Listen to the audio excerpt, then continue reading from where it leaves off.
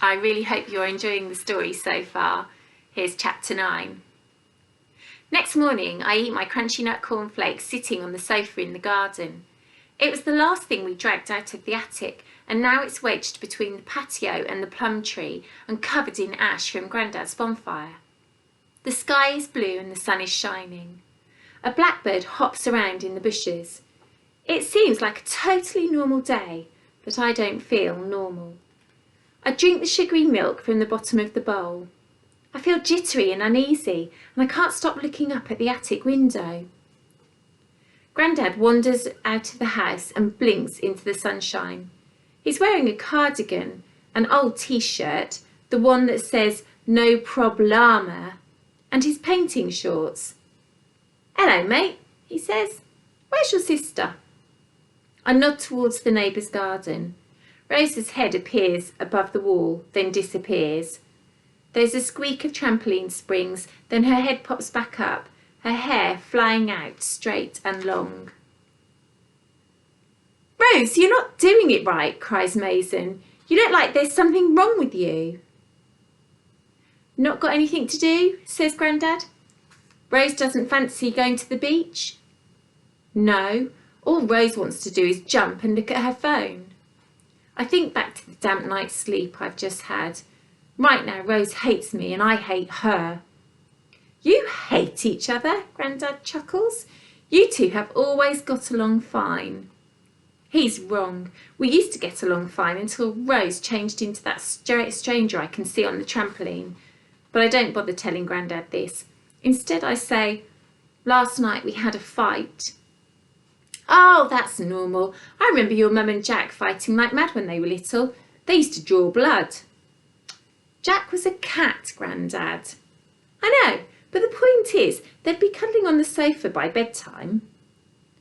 "I'm fairly certain me and Rose won't be doing any cuddling ever again." He laughs and ruffles my hair. "Come on, while you're waiting for Rose to stop hating you, we can get the camp bed down from the attic." I get up, glance once more at the attic window, then with a heavy and slightly scared heart, I follow Grandad back inside the house. It's amazing what a positive effect sunlight can have on a room. If I ignore Prosecco glaring at me from the corner, there is almost nothing spooky about the attic right now. Grandad grabs hold of the camp bed and starts to heave. "I got this thing up there, so presumably I can get it back down again. Do you think we should chuck it out of the window?" "Better not. It might kill Rose." He laughs. "See, I knew you didn't hate her. Now get over here and give me a hand." But I don't move. Instead, I just stand in the doorway, staring at the rubbish old camp bed, which was the start of the best game I ever played. A game that until yesterday I'd almost forgotten. "Unless," says Grandad, "you think we should leave the bed up here?" "Yes," I want to say, "leave it up here and let's bring the swords and the dressing up clothes back up too." But what would be the point? Rose is never going to play Raw or any other game with me.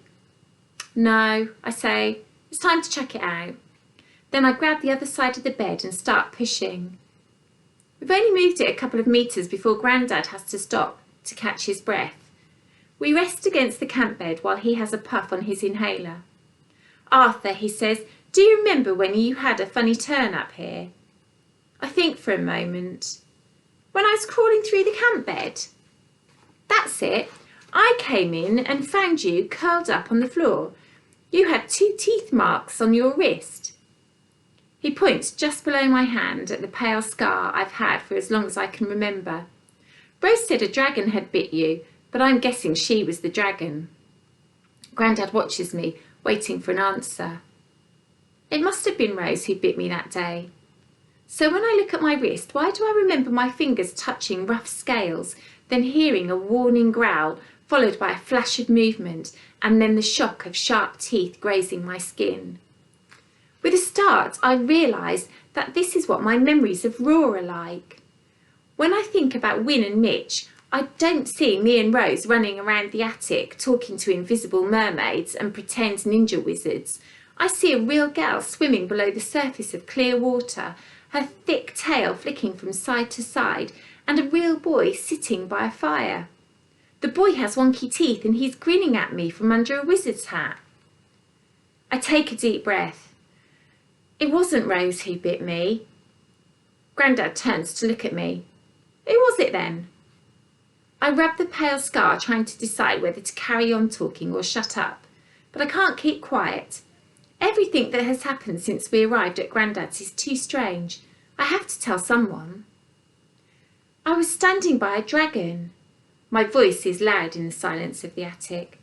The dragon had scales and chipped claws and smoke pouring out of its nose. And even though Rose told me not to, I brushed my fingers along its belly. And then I look at Grandad. It bit me.